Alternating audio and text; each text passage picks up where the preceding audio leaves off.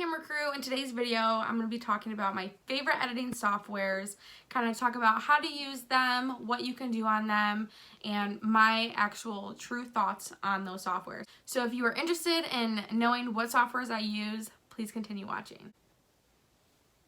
As you guys know, I have to throw my hair up because I hate when my hair is down.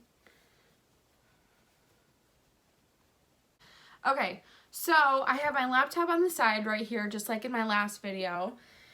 And I'm gonna go to, the first one I'm gonna talk about is Adobe Photoshop. I use this one probably 80% of the time. The toss-up of, or the two softwares that I use are Adobe Photoshop and Adobe Lightroom. I'm going to open up a photo. So I'm opening up this photo of my nephews, which you have seen if you've seen my other videos, because this is one of my favorite photos ever. My nephews are just the cutest things. Okay. So with Photoshop, there are so many different things that you can do. You can change the color, you can change the background of things. You can clone from one picture to another picture. So I'm going to kind of just like go through and kind of go through like kind of each setting. I'm not going to go through everything because the video would be like hours long, but just some of the basic stuff. So up here, the first little option you have is the move tool. So when you select something on your picture, you can select it and then you're able to move it. So if you want someone's head in a different spot for some reason, you can select their head with the select tool, and then you can take this move tool and you can move it, things like that. Okay. The next tool that is kind of important is the lasso tool. This kind of helps you just select different things. So let's say I wanted to select Oliver's head, I can do that like this, and you can move your selection. Let's say you didn't want it and you wanted to move it to someone else, you can also do that as well. The next tool is probably one that I use a lot, and that is the selection tool. You're able to select, so let's say I wanted to select my nephew's head, I can do it just like that. You have your plus and minus up here, so if you want, let's say you didn't want to select his neck, you can just go like that and unselect his neck. And then when you select something, you're able to then like go to settings. Let's say that, you know, someone's face was too bright for your liking. You can select their head and you could go over to like brightness and contrast, and you can change the brightness of whatever you select. Or saturation, you can change the color completely, whatever you would like to do. And then to deselect, I always go up to select, and then, oh, it already was deselected, but you would press deselect if it wasn't selected already. So then the next tool, that one is not really important. The eyedropper tool, which you can go like that also. So let's say you want to change the color of their pants and you want to make it a color that matches the grass. So you take your eyedropper tool and, oh, we're gonna go, take your eyedropper tool and you pick kind of what color. So let's say this green. Then you can go to paintbrush, which is 2 down, and you can then paint. To undo things, you can go up to edit and then do undo, just like that, back to normal. The patch tool, this comes along with spot healing. So let me go in, let's say you wanted to get rid of this little branch right here. You can go to you could go to spot healing, go like this, and it gets rid of it just like that. And it kind of uses the backgrounds around it to kind of get rid of it. We're gonna undo that. The patch tool, you select what you want gone, and then you can move it. If you wanted grass right there, you could, just like that. It kind of combines it. Undo select. I like to use it if there's like a pimple on the model or something like that, and you can get it out quick. We already kind of went over the brush tool. You can pick your hardness, your size, the opacity. The clone stamp tool I use often as well. So I'm just gonna clone something and show you guys kind of how you would do that. So every computer is different. What I do for cloning is I do Alt and then I tap my mouse, and then you're able to, and then you click and you're able to clone. So that is the clone tool, or the clone stamp.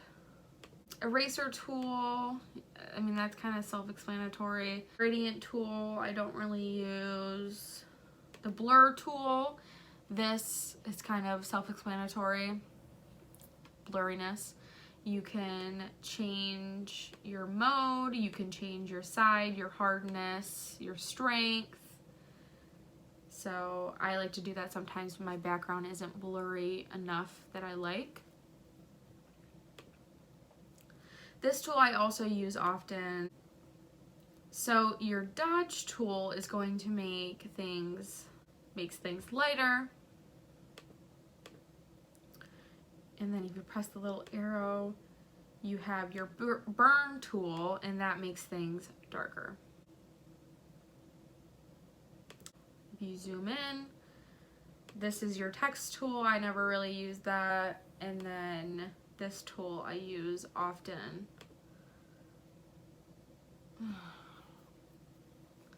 This is the magnifying glass tool. So you can zoom in, you can zoom out.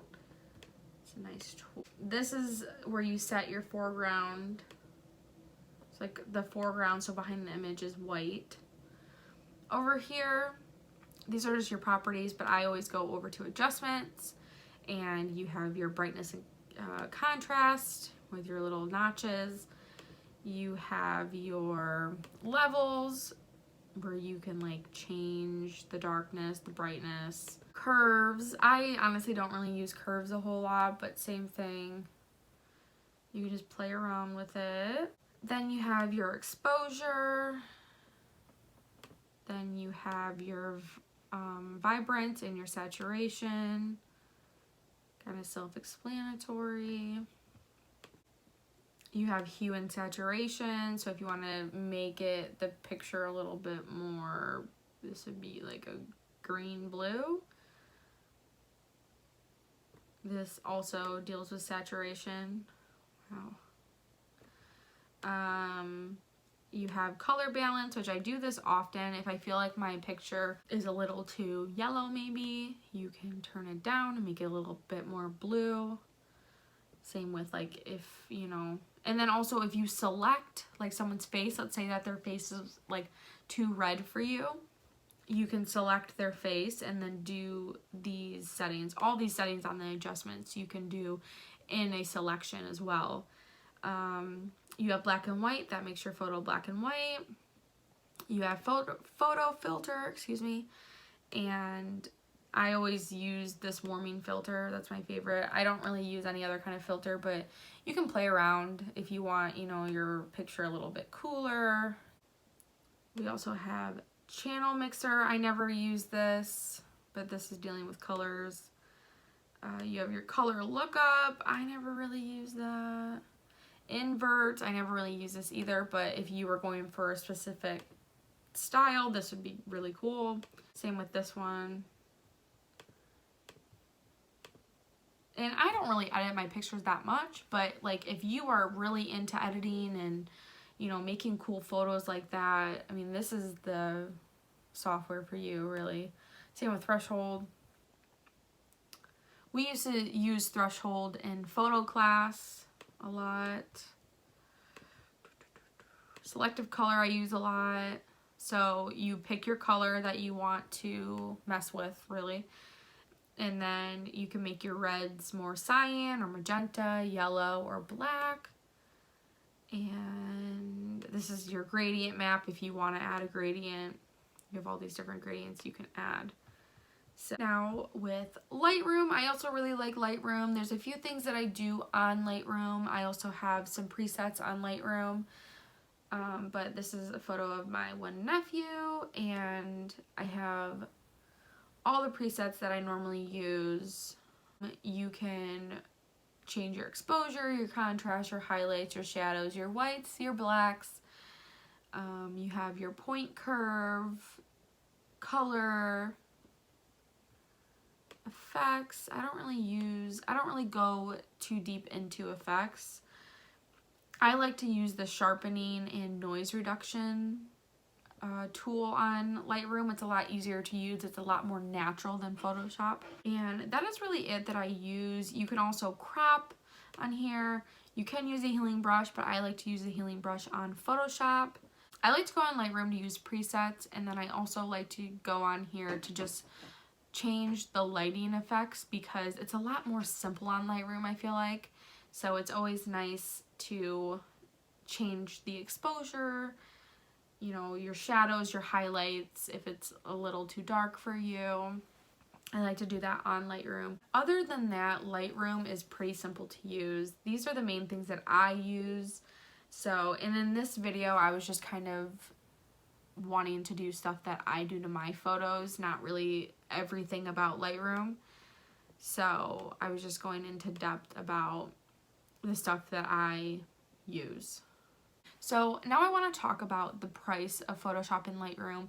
You can get Photoshop in Lightroom for, I believe it is close, I think like $12 a month. You have to renew every year.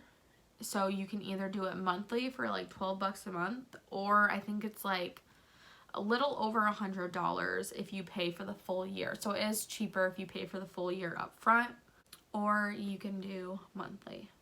So it's not really expensive. You get both of these for the $12, and I think you also get another thing, but I don't have it downloaded onto my laptop. So that is it for today's video. I hope you guys enjoyed. I hope you guys learned something. I hope that I helped you guys out with trying to figure out softwares, because I know it can be stressful sometimes. So please like and subscribe, and I will see you guys in the next video.